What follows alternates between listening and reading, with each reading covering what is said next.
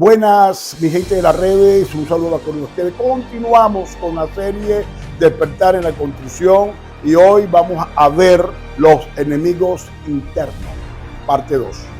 Te aconsejamos que nos siga por nuestro canal de YouTube. Bendiciones. Bueno, entramos por las redes sociales. Dios les bendiga, Dios les guarde a todos los que están siguiendo por nuestro canal de YouTube. El domingo pasado tuvimos la introducción, casi la primera parte de enemigos internos. En estas series que estamos exhortando todos estos domingos, que es despertar en la construcción, estuvimos viendo enemigos externos. Ahora vamos a ver enemigos internos. Enemigos internos porque me llamaba la atención porque surgía en medio de ellos enemigos y hombres y mujeres que estaban dentro de ellos mismos se levantaron a destruir, a que la construcción del Señor no siguiera adelante. Vamos a ver un contraste del Nuevo Testamento y Antiguo Testamento. O en el Nuevo Testamento vamos a hacer lectura en Nehemías, en el capítulo 6, verso 10 en adelante, el 14. Vamos a ver allí cómo surge un enemigo interno. En Nehemías capítulo 4, verso 12, vemos allí que los mismos judíos estaban deteniendo el avance de la construcción del templo. También se levantaron otros judíos mezclados, israelitas mezclados con asirios, y para ustedes contar, se levantaron para detener la construcción del templo del Señor. En esta ocasión son los muros, lo vamos a ver, y cuando estudiamos el libro de Esdras, vamos a ver y vamos a notar que ellos se levantaron también enemigos internos para detener la construcción del templo. Hacemos lectura en Nehemías, en el capítulo 6, verso 10 en adelante, dice: vine luego a la casa de Semaías, hijo de Laías, hijo de Manabel, que él estaba encerrado. El tipo estaba encerrado, el cual me dijo: reunamos en la casa de Dios dentro del templo. Este estaba encerrado, le dice el otro que tenía que reunirse en la casa del Señor dentro del templo, y cerremos las puertas del templo porque vienen para matarte. ¿Ve lo que le dicen a Nehemías? Vienen para matarte. Sí, esta noche vendrán a matarte. Entonces dije: un hombre como yo ha de oír, ¿y quién que fuera como yo entraría al templo para salvarse la vida? No entraré, dijo él. Fíjate, del mío tenía discernimiento de espíritu. Tenemos que tener cuidado, pedirle a Dios discernimiento de espíritu en la construcción. El 12 dice: y entendí que Dios no lo había enviado, sino que hablaba aquella profecía contra mí, porque Tobías y Sanballat lo habían sobornado, porque fue soborno para hacerme temer así. Un soborno para hacerle temer y que pecase y les sirviera de mal nombre, con que fuera yo infamado. Y pues dice: acuérdate, ahora le ora a Dios, acuérdate, Dios mío, de Tobías y Sanballat conforme a estas cosas que hicieron. También acuérdate de Noadías, profetiza, y de los otros profetas que procuran infundirme miedo. Ve, había una mujer profetisa y había otro profeta, estaban dándole al hombre para que el hombre temiera, para que el hombre tuviera miedo. Ahora estamos viendo acá, ¿de dónde surge? Surge de una persona interna. O sea, ellos no podían llegar a él directamente, ni por carta, ni por decreto, ni por nada, ni con fuerza. Nada podían contra este hombre, porque este hombre estaba decidido. Y ve la expresión de este hombre, dice que si este hombre procede en el sentido fuera de la voluntad de Dios, iba a caer en pecado. Dice: pecaría yo si le hago caso a ellos. Ahora, ve la propuesta: métete en el templo para que vienen a matarte, para que te escape tu vida. Ahora, si él se mete en el templo, si él se hubiese metido en el templo, tremendo papelón monta Nehemías, porque entonces todos los que le estaban siguiendo, ¿me entiende? Porque Nehemías estaba adelante, estaba decidido, era un hombre fuerte, un hombre que infundía confianza a su equipo. Ese hombre le fundía confianza a ese equipo. Aquí necesitamos hombre que pueda infundir, ministrarle confianza al equipo. No un hombre que venga a llorar, un hombre que se venga a parar por las circunstancias. Él nunca se había parado por las circunstancias.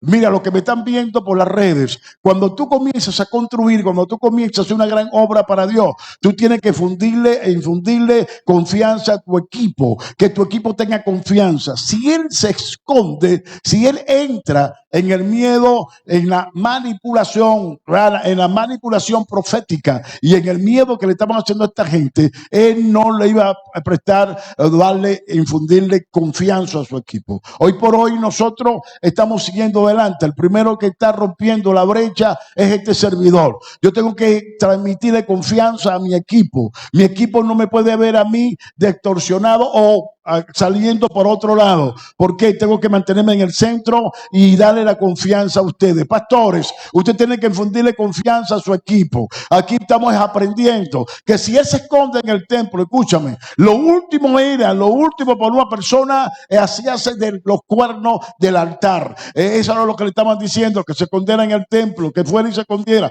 se encerrara. Él no le iba a dar confianza a su equipo. El equipo se iba a dispersar. Porque iré al pastor o amenazo al pastor y voy a amenazar a toda la gente. Como él era el fuerte, él era el que estaba al frente, como él era el que no podía amedrentar, lo querían amedrentar de esa forma, encerrarlo en el templo para que después llegar a su equipo, y cuando llegaran a su equipo iban a destruir a su equipo. Ahí sí podían ellos caer en la guerra bélica y exterminar a todos para parar la obra, la construcción de los muros, también la construcción del templo. Entonces él no hizo caso. Él dijo e entendió, había un discernimiento. Pastores, a partir de esta palabra vamos a comenzar a pedir a Dios discernimiento de espíritu. El discernimiento de espíritu está en nosotros. El discernimiento de espíritu está, tenemos el Espíritu Santo dentro de nosotros. No solamente los pastores, los líderes de célula tienen que comenzar a pedirle al Señor discernimiento de espíritu. ¿Por qué? Porque tú no puedes desalentar tu célula, tú no puedes desalentar a tu equipo. Cada líder de célula tiene un equipo en las casas. Ustedes tienen equipos que están protegiendo las casas, se están protegiendo los unos a los otros, porque en la estructura nosotros estamos estructurados para hacerlo así. Entonces, ¿qué es lo que quiere el enemigo? Apartar a algunos de nosotros para traer desaveniencia y para traer dilatar el trabajo, porque cuando tú comienzas a hablar, cuando tú comienzan a dilatarte, a decir cosas que no tienes que decir, tú comienzas a dilatar el trabajo que tenemos que hacer el Señor. Ahora, a partir de esta palabra tenemos que orar, tenemos que ayunar, tenemos que ver bien la palabra. Yo insisto, que ustedes, cada uno de ustedes tiene que meterse en la palabra, tienen que estudiar todo esto. Cuando vino el sacerdote Esdras, comenzó a darle la interpretación de la ley, a decir lo que estaban haciendo, lo que querían hacer. Tenían dos enemigos, este que estaba cerca de Nehemías, y vino a través de la palabra profética. Como la palabra profética lo había levantado a ellos, había levantado a Zorobabel y había levantado al sumo sacerdote, la palabra profética también levanta a Nehemías. También la palabra profética, con profeta pagado, con soborno, profeta del diablo, profeta con la doctrina de Balaán, profeta según la doctrina de Balaán, se levantaron para también parar el hombre de Dios. Escúchame, te van a desanimar, te van a detener, van a venir profecías falsas. Pregúntame, ¿cuál profecía falsa, apóstol?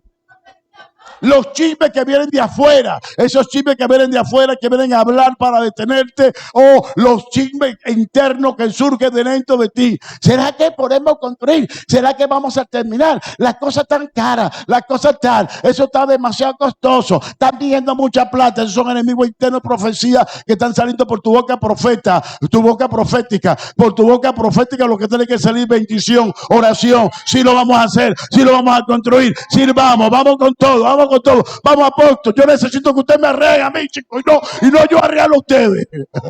Y le dice, vamos, apóstol, yo estoy con usted, vámonos, yo estoy con usted. Agarran esas redes para decir, mira, apóstol, ¿qué ves? Por las redes, apóstol, ¿qué ves? Estoy contigo, cuenta conmigo. Vamos para adelante, vamos a echar para adelante, vamos a animar al equipo. Yo estoy animando a mi equipo, yo estoy animando, hermano, no quejándote. Entonces, ¿qué pasa? Este hombre dice, un hombre como yo, ¿cómo debe huir? Un hombre como yo, ¿cómo se va a esconder en el templo? Era un líder decidido. Él estaba decidido, Dios lo envió. Él tenía todo el permiso. Fíjate, a él lo envía Jerjes, le da todos los detalles, le da carta y le da todo. A los que estaban construyendo el templo también igual. Pero cuando manda la carta en arameo, ¿qué pasó? Jerjes revisa, era una verdad. Era una verdad, pero una mentira, una verdad del pasado. No era una verdad presente. No era una verdad presente. Como dije, una mentira, era una verdad a media, o era una mentira del pasado. A través del pasado, de las crónicas de pasados, ellos quisieron y detuvieron el templo. Una verdad del pasado, no era una verdad del presente. Escúchame, vine para decirte esto. Toda información económica que tú tengas referente a esta nación, voy a repetir, toda información económica que tú tengas referente a esta nación, toda información económica que tú tengas de crisis a nivel del mundo, eso son cosas del pasado. Son cosas, no te puede amedrentar, no te puede detener, ni infundirte miedo, que no vamos a terminar, porque sí vamos a terminar. Ahora, ¿cuál es la información correcta? Ageo, capítulo 2, creo que es el verso 8. Mío es el oro, mío es la plata, dice el Señor, y esa es la información correcta, porque el Señor va a suplir todo conforme a sus riquezas en gloria. ¿Por qué? Porque la noticia de Dios no claudica, la noticia de Dios no se queda en el pasado, la noticia de Dios está en un eterno presente. La noticia de Dios funcionó ayer, hoy, por los siglos, ayer, hoy, por los siglos. Entonces recibe esta noticia que te estoy dando, porque si tú recibes esta noticia, te vas ahí arriba, de Dios te va a comenzar a bendecir. Es una cosa de semántica, como tú la estás viendo, es como tú la veas, es conforme a la hostia que tú la veas. Lo que pasa es que nosotros estamos escuchando la noticia del pasado y no estamos escuchando la noticia del presente hoy o la noticia del presente día.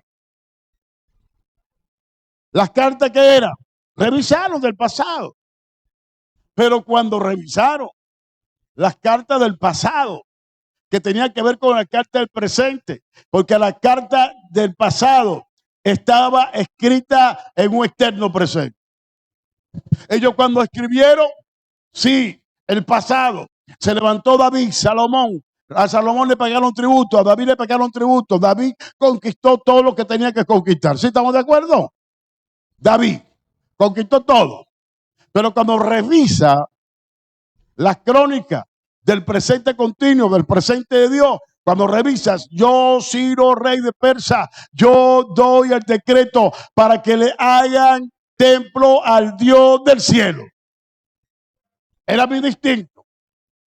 Cuando ellos leyeron, estaba reciente, pero no estaba en un pasado, sino que estaba en un presente futuro. Estaba en un eterno presente. Escúchame, la palabra de Dios es un eterno presente. Ella nos habla de ayer, hoy, por los siglos.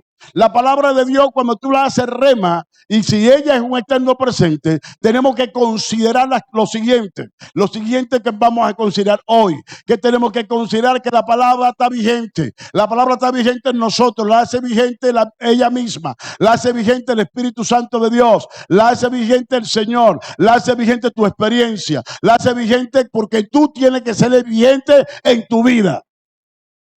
Han tirado destruir la palabra de Dios, pero no la pueden destruir. Ahora, cuando nosotros vimos el capítulo 6, él dice que fue una profetisa, y la profecía es que se escondiera en el templo porque venía para matarlo. Pero él dice que no, él no podía huir. Él dice en el 11, entonces dijo, un hombre como yo ha de huir ¿Y quién que fuera como yo va al templo para salvar su vida? No entraré. Deja el otro con los crespos hechos. Pero ¿dónde sale ese hombre? Ahora lo que estamos en la lectura nos dice que él fue allá. Era un hombre de confianza. Él fue allá porque parece que el tipo estaba encerrado. Creo que era parte del equipo. Es parte del equipo. ¿Por qué? Porque el hombre lo sobornaron. Repita conmigo, lo sobornaron. ¿Y a quién sobornaron? A uno que era parte del equipo. A uno de confianza. Parte del equipo y de confianza. Al tesorero. No, hablando de Judas. Ve, a uno de confianza. Repita conmigo, a uno de, cuidado que uno de confianza venga a sobornarte y a sacarte del plan y el propósito de Dios. Era uno de, él fue a verlo. Seguro, ven a visitarme, estoy encerrado, me encerraron. Y el hombre como ve, oye, tu equipo. Él tenía que animar a su equipo. Él tiene que montarse a su líder en el hombro, a su equipo en el hombro. Entonces, cuando él llega a la casa, ve lo que le dice este apreciado y su hermano apreciado y amigo. ¿Qué le dice? Vamos a encerrarnos. Seguro que primero él estaba aparentando que a él lo estaban amedrentando. Entonces Nehemías va a levantar el hombre que está caído, ¿no? Pero el hombre debajo del velo estaba la culebra, debajo de la basura estaba la culebra. Era un hijo del diablo. De Nehemías no sabía nada. Ahora, ¿quién salva a Nehemías? Discernimiento de espíritu. Repita conmigo, discernimiento de espíritu. ¿Quién es lo que lo salva a él? Porque él entiende, dice, yo y entendí. ¿Quién es lo que lo salva a él? Él se da cuenta y ve que el sinvergüenza el que lo mandó a llamar, el que estaba encerrado, quería encerrarse como él. Escúchame, número uno, Nehemías va a rescatarlo, ¿sí o no? Va a su rescate. Yo te voy a rescatar. Y cuando llega allá, el hombre le dice, no me rescate, yo te quiero encerrar. ¿Entendieron? Para mí no entendieron. Para mí no entendieron. Algunos entendieron, otros no. Ven, Nehemías va a rescatarlo. Nehemías estaba libre. Se le metían por aquí, no podían. Se metían por aquí no podían. Pum, pum, pam, pam. Ármanse. La espada, tal. No lo quitamos la ropa solamente para bañarlo. Con una pegábamos un bloque y con la otra teníamos el machete allí. Armado hasta los dientes. Con coraza y todo. Lanza, flechas, aljabas, todo tenían. Tenían todo el armamento. ¿Sí? No podían con él. Entonces, el hombre, tenemos que ir a estudiar bien la estrategia de Sanballat y Tobías. Pregunten, ¿y cómo es eso? Oye, para aprender táctica de cómo uno puede tener éxito de lo que uno emprende. Y eso está por maldad. ¿Me están entendiendo? Por lo malo. Ve lo desgraciado hasta dónde llegaron. ¿A quién soborna? A uno del equipo. ¿Y a quién soborna? A uno de los fuertes del equipo. El hombre se encierra. ¿Por qué? Y lo manda a llamar. ¿Por qué se encierra? Porque era la fórmula de alcanzar, parar la obra, parando el líder. Como dije. Oye, ¿tienes tiempo que no te veía? ¿Vale? En estos días pregunté por ti. Ponte de pie para que te vea. Ponte de pie. No, tú no, el otro. Oye, tenía tiempo que no te veía, Carlos. Dios te bendiga. Ahora ven, eso solo por la red de Carlos, ese saludo. Ahora veamos, muchachos. Vean, muchachos, vean mis hijos. Vean.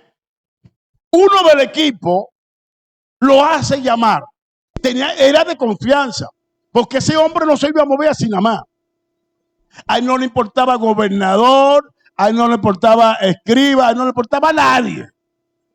A él lo que importaba era su equipo y lo que Dios le dijo que tenía que ser en el muro y que le importaba que tenía que retornar nuevamente a servir a la gente.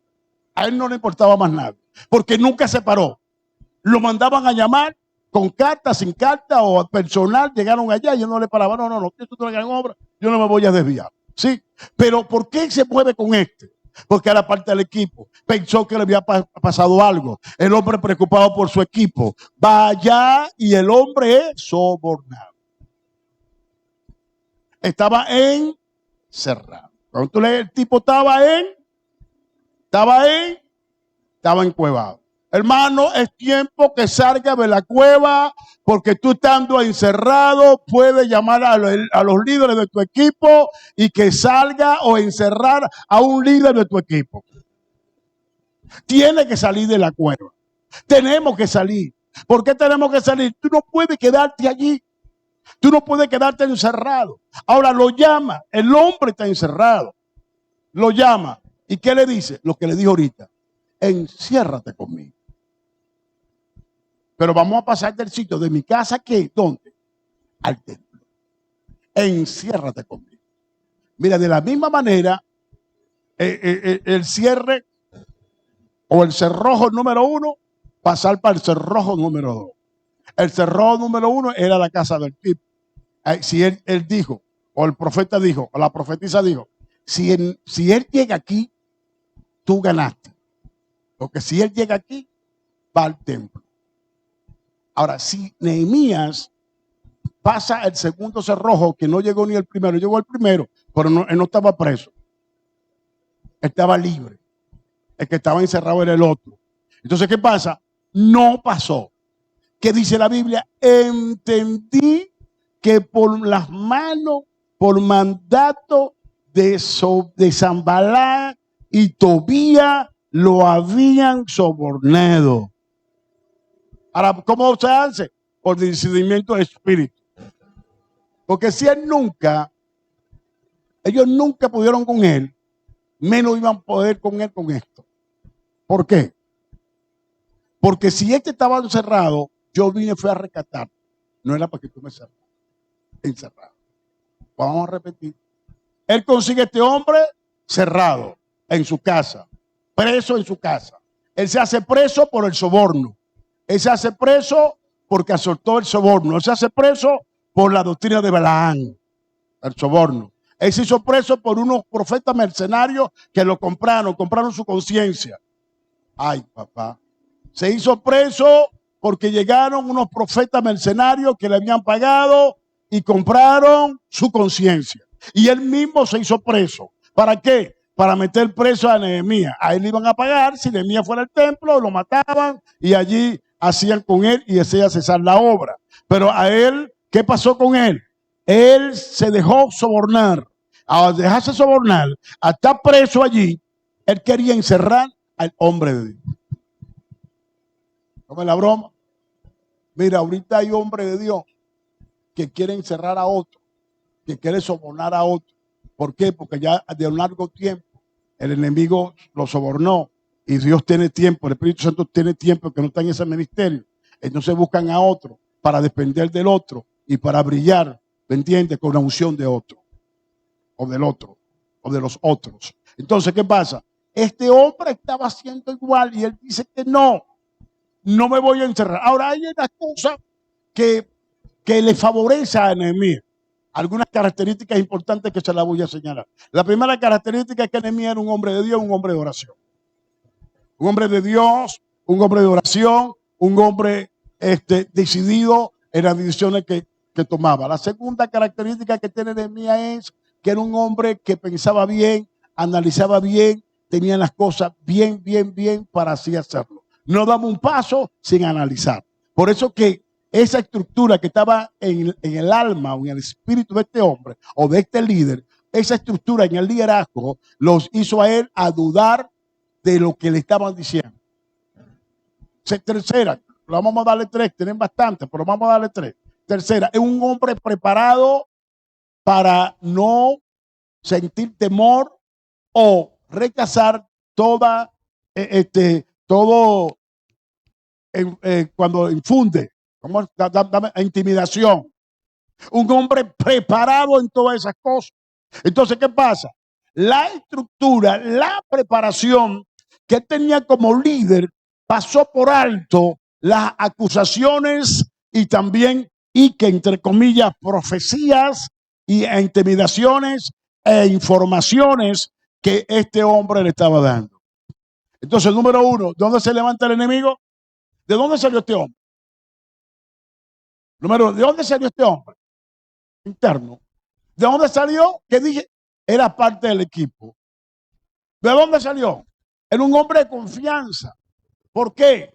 ¿Por qué de confianza? Porque si no fuera de confianza, él no hubiese ido a esa casa a hablar con ese caballero. ¿Por qué? ¿Cuál casa tú visitas? ¿Tú visitas casas extrañas? Y si te van a llamar una casa extraña, ¿tú irías así? No. Mandaron a llamar una casa que era de confianza de él. Entonces, ¿de dónde se levantó este? ¿De dónde vino la profecía? ¿Quién fue el mensajero? Este hombre. Formaba parte del equipo y era cercano al líder. Formaba parte del equipo y era cercano al líder. Ahora, ¿qué es lo que quiero yo en esta noche, ya tarde noche, que tú me entiendas? Que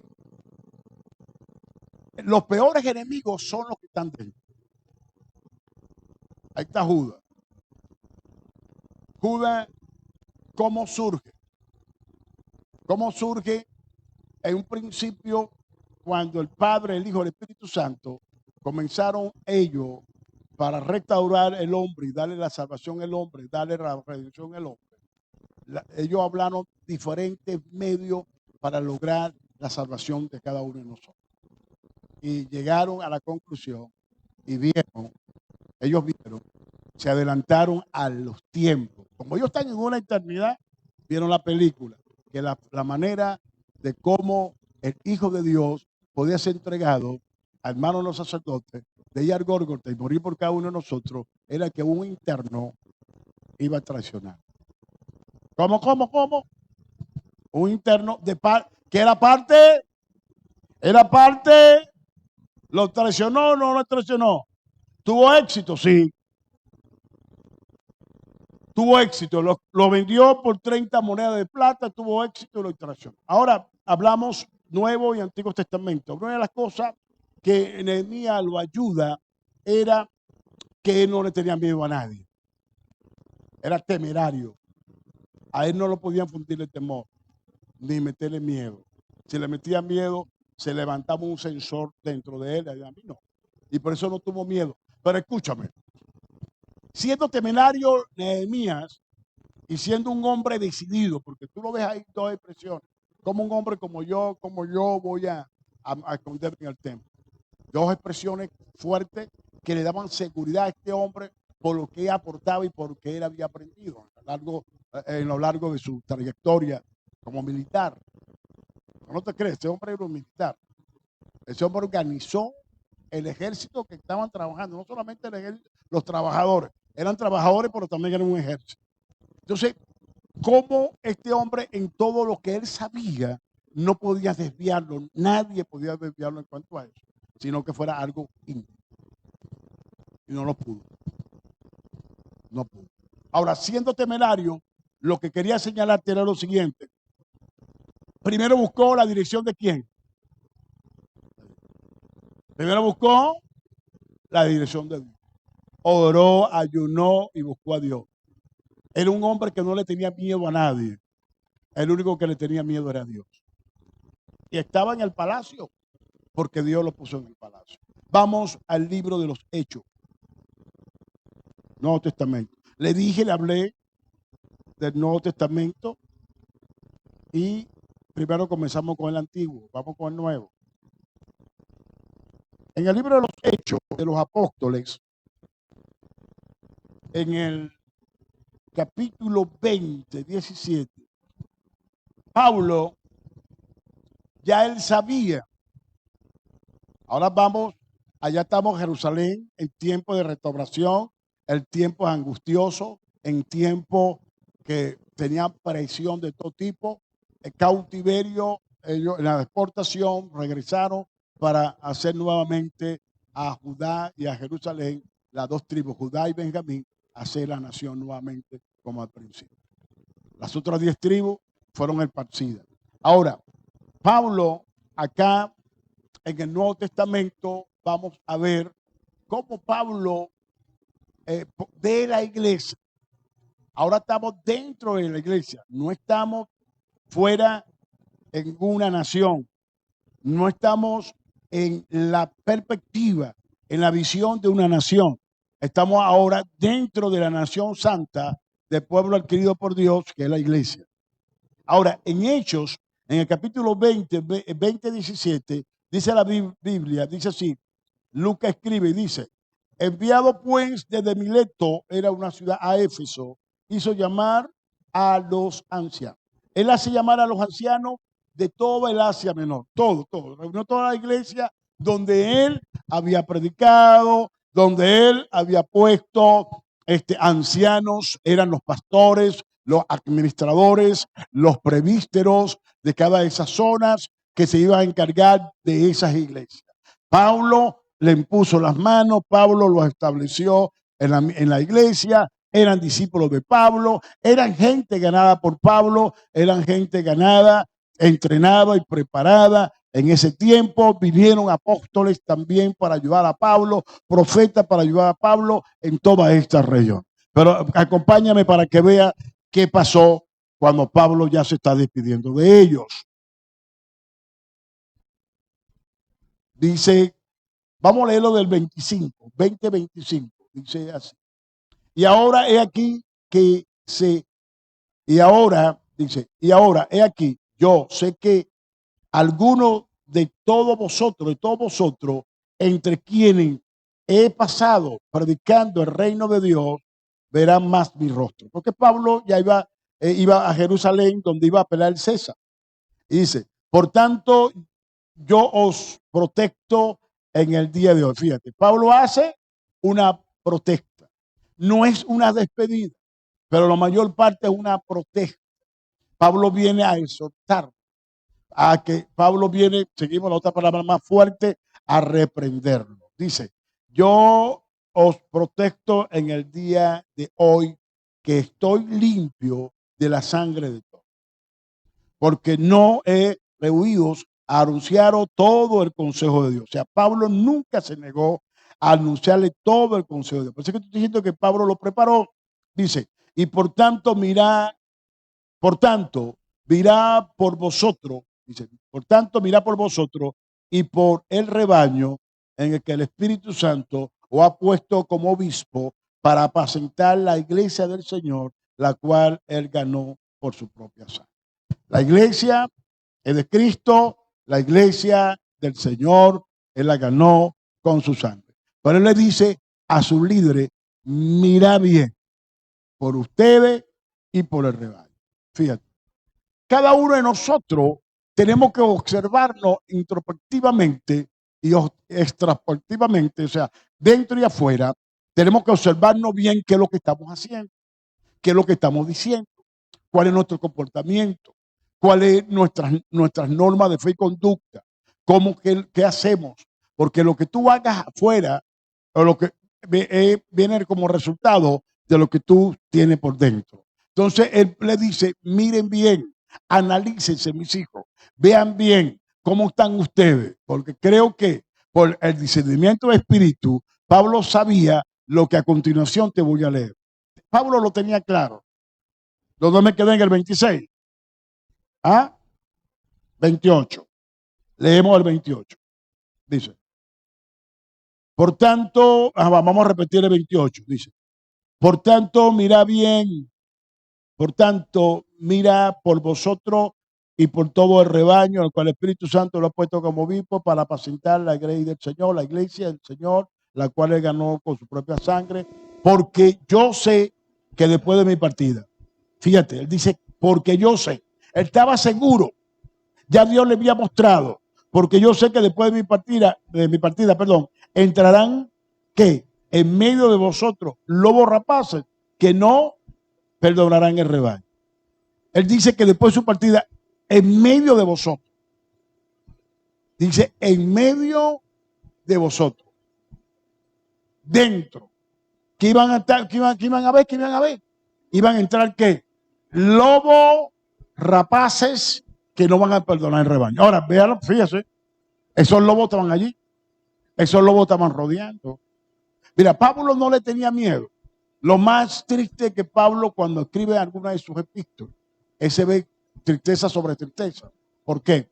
Porque él no le tenía miedo al judaísmo, ni las prácticas de las religiones paganas. Porque ello estaba claro. Pablo le tenía miedo, era que algunos de adentro fuesen leudados por el judaísmo y las prácticas paganas. Pablo le tenía miedo a los que estaban dentro, no a los que estaban fuera. Y Pablo aquí se ocupaba, no se preocupaba, se ocupaba de decirle a ellos lo que tenían que hacer. Dice, porque yo sé que después de mi partida entrarán lobos rapaces que no van a perdonar el rebaño, que no perdonarán al rebaño, tiempo para el futuro. Y de vosotros mismos se levantarán hombres que hable cosas perversas para arrastrar tras sí a los discípulos. ¿Cómo? Hombres que iban a hablar cosas que, ¿qué cosas iban a hablar? Cosas perversas para arrastrar a los discípulos. Hermano, cuida tu oído de escuchar cosas perversas que te puedan apartar del plan y del propósito de Dios. Tú estás sembrado en una iglesia. El árbol está fuerte. El río del Espíritu que corre va a hacerte crecer como un árbol frondoso para bendecir y ayudar a otro. La palabra es buena. El ministro, experiencia, trayectoria. Tú no puedes dejarte engañar de un público o de un público de galería, de una persona que venga a decirte a ti o hablarte mal de mí o hablarte mal de los pastores o de los que están, o de mi equipo que está conmigo trabajando.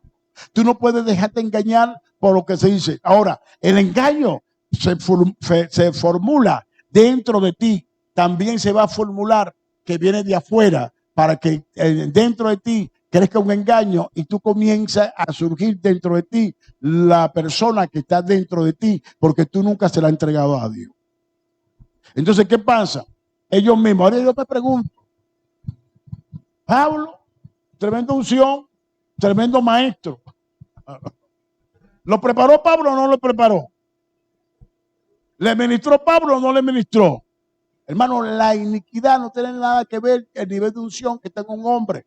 La iniquidad es el pecado consciente, es el pecado que tú no quieres confesar a Dios. El hombre puede ser ungido. Mira, no hubo hombre tan ungido en el planeta como nuestro Señor y Salvador Jesucristo. ¿Están de acuerdo conmigo? Alza la mano. ¿Están de acuerdo conmigo? ¿Están de acuerdo conmigo? Bueno, Judas lo traicionó. Él sabía que era Judas, era el propósito. Pedro lo negó.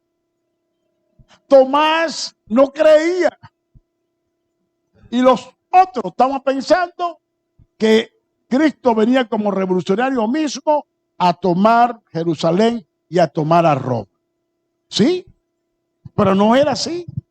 Iban a tomar Roma de otra manera. Ahora, ¿qué pasa? Pablo comienza a decirle, ¿eran hombres puestos por Pablo? Sí. ¿Eran discípulos de Pablo? Sí. Pero ¿qué le estaba diciendo Pablo? Que dentro de ellos se iban a levantar hombres amadores de sí mismos que no iban a perdonar al rebaño. Y voy para la calle del medio. Voy de frente. Voy por la calle del medio. Hermano, vean.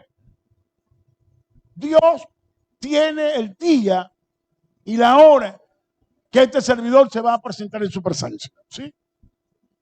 Y yo le digo a ustedes que revisen hoy, líderes, pastores, revisen hoy. Este tema está grabado, este tema va a quedar escondido en las nubes que lo quiera buscar.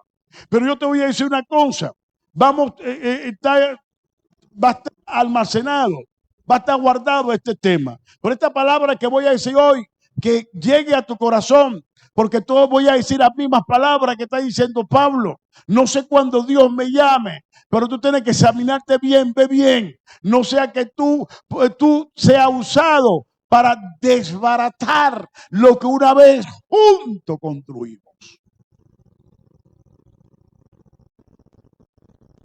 Los que estaban anteriormente, los líderes, se fueron.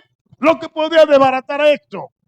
Pero yo estoy hablándole a un equipo y a unos hijos que estoy formando e informando y apostolando, llevándolo al ministerio para un crecimiento grande, para una plataforma grande, para nosotros, para nuestros hijos, para nuestros nietos, bisnietos y tataranietos, porque esta visión sigue hasta que Cristo venga. Si Cristo no ha llegado y este servidor, el Padre lo llama y me voy a la presencia de Dios, tú tienes que mantenerte fiel en la visión y los procedimientos que este servidor te ha dado, porque juntos hemos construido, juntos hemos llevado a cabo lo que Dios nos va a entregar. Escúchame, te digo en palabra de sabiduría y en palabra un decreto apostólico y profético. Lo que estamos construyendo, eso no es lo que Dios quiere para nosotros. Dios quiere para nosotros cosas más grandes. Si yo te puedo guiar, te guiaré,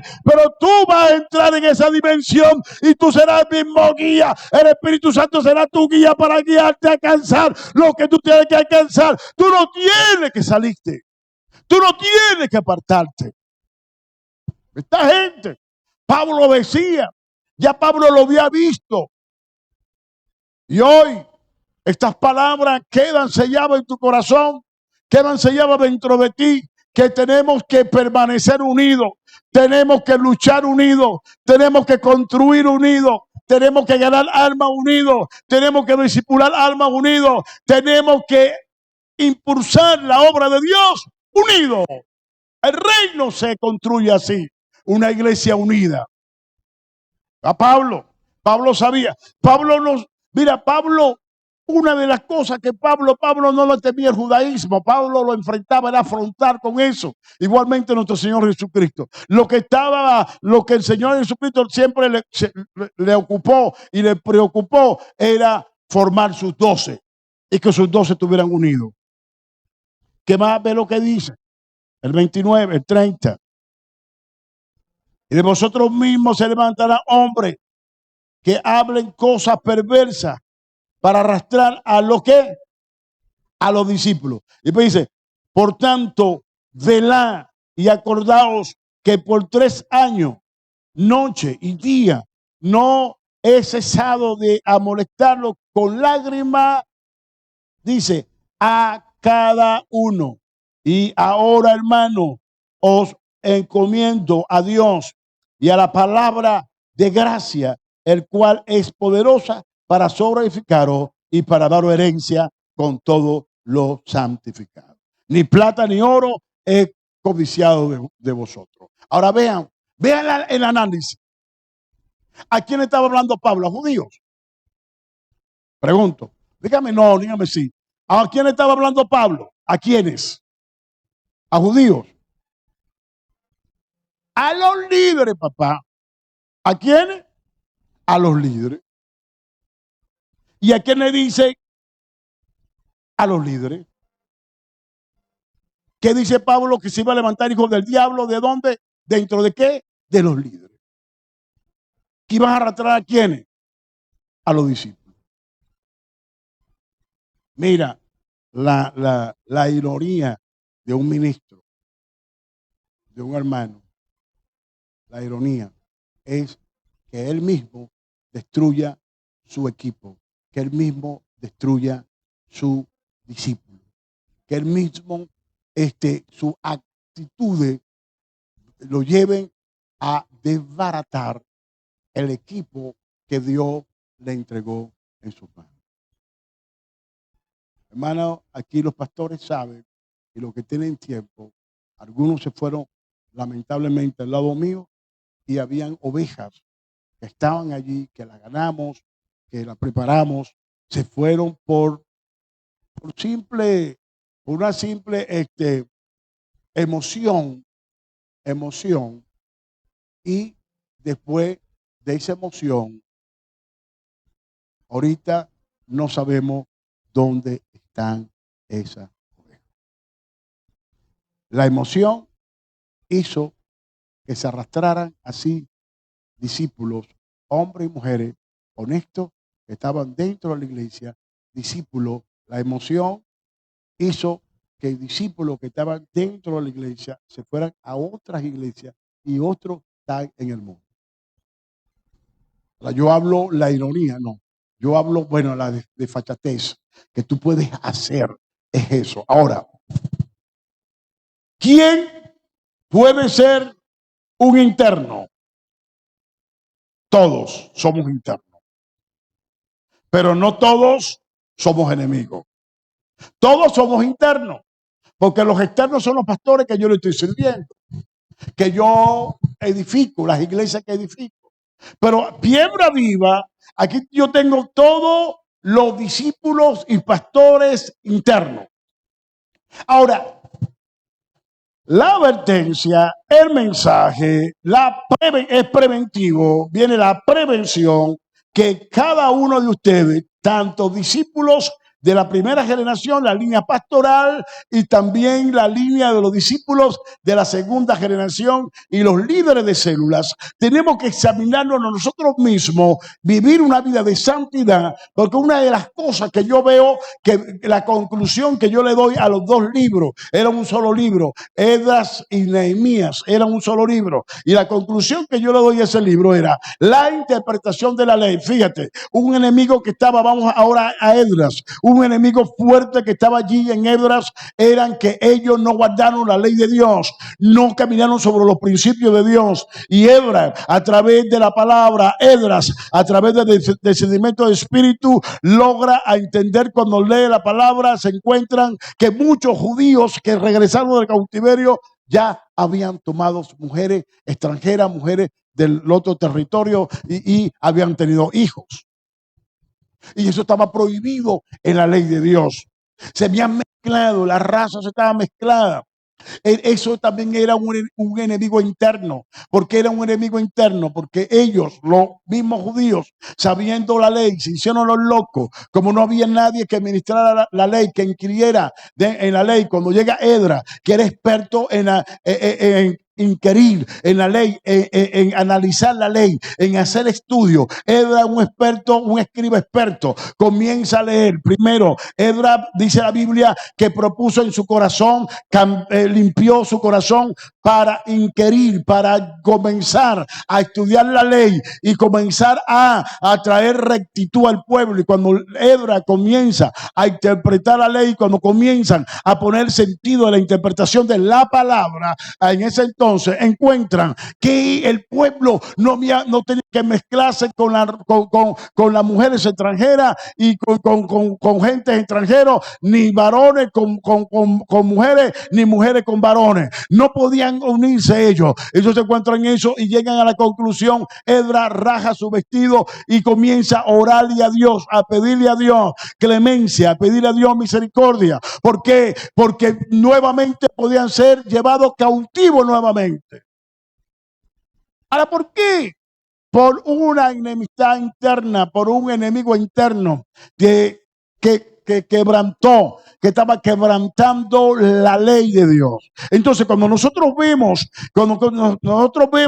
que tenemos que cuidarnos nosotros mismos, porque uno de nosotros podemos quebrantar la ley de Dios, en el sentido de que podemos salirnos de los lineamientos de Dios, de lo que se nos ha enseñado, lo que se nos han dado. Sabemos que no podemos mostrar o prestar mi oído para escuchar sandeces, para escuchar cosas que no me van a edificar. Presta tu oído para las cosas que sí edifican. Presta tu oído para las cosas que Dios mandó, que nosotros teníamos que entender. Presta el oído para la verdadera edificación, el oído para las cosas que vienen del Espíritu, para las cosas que vienen de la palabra de Dios. Dice la Biblia que Esdras se puso en pie y comenzó a leer la Biblia y a través del Pentateuco y a través de los intérpretes comenzaban a darle sentido al pueblo de la ley, y el pueblo entendió y se corrió la noticia que muchos de los líderes estaban viviendo con mujeres extranjeras y tenían ya hijos.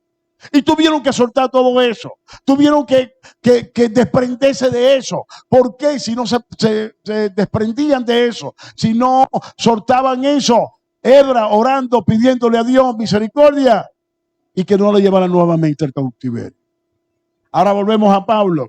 Pablo nos entrenó, sí. Pablo lo preparó, sí. Por eso que decía, mira, cuando yo leí esto hace años, cuando estudié esto, por eso que yo me aseguro y me reaseguro y busco la dirección de Dios, que cada uno de los pastores estén firme, afirmado en la visión que Dios nos dio a nosotros. Escúchame, fue a nosotros, no a Cabeza y a Noemí. No, a todos nosotros Dios nos dio esta visión y vamos a trabajar así, hermano.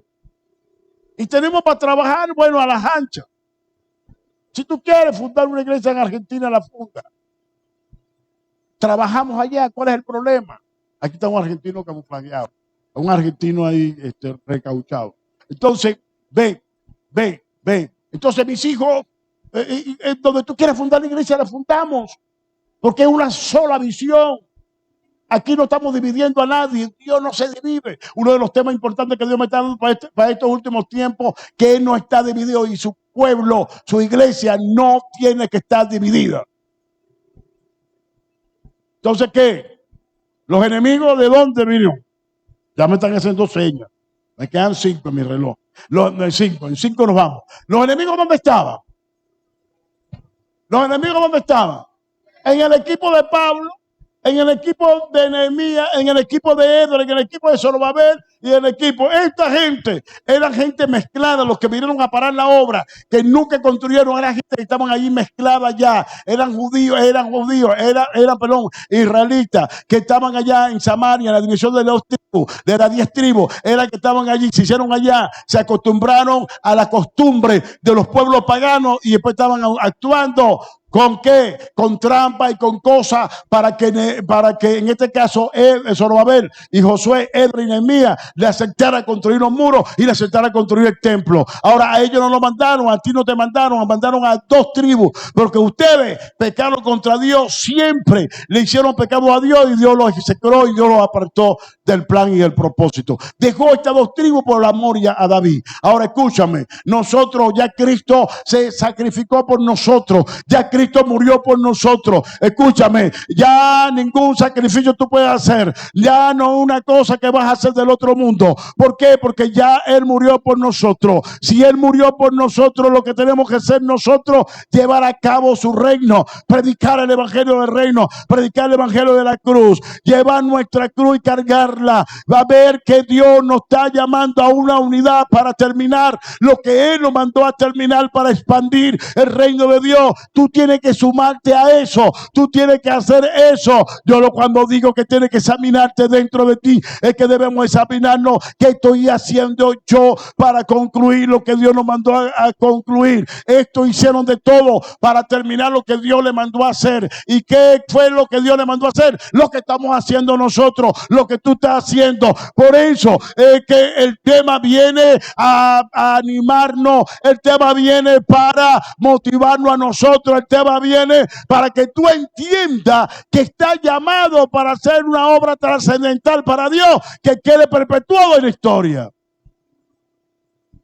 Pero tú no estás entendiendo, por eso viene la palabra, para que podamos entender. Ahora vean, Pablo.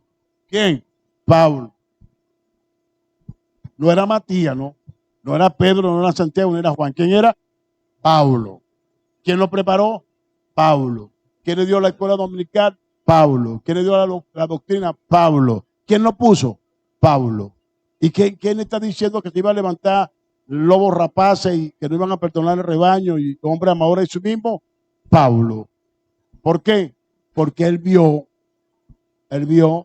que esos entes se iban a levantar e iban a destruir. Entonces, enemigos internos, hoy, dale corto. Ahora sí, tijera, como decía el difunto Perucho, le sale serrucho.